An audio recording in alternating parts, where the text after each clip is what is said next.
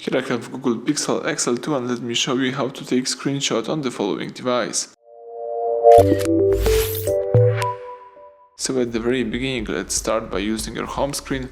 Let's open the list of all apps. Here let's choose settings, and let's suppose that you would like to save the screen. So all you need to do is just use this combination of keys, power key and volume down. Let's hold down together those two keys, power key and volume down, and release both keys. As soon the following animation pops up. So you just capture the screen. Let me show you again. Let's hold down power key and volume down simultaneously, and you just save the screen. You can also use the second way of taking screenshot. All you need to do is simply press power key and tap screenshot. Let me show you again. Press power key and tap screenshot. If you would like to share, edit, delete, or do whatever you want with your screenshot, you can use this bar, or you can also open the screenshot folder by using the upper bar and tapping screenshot folder, screenshot saved right here.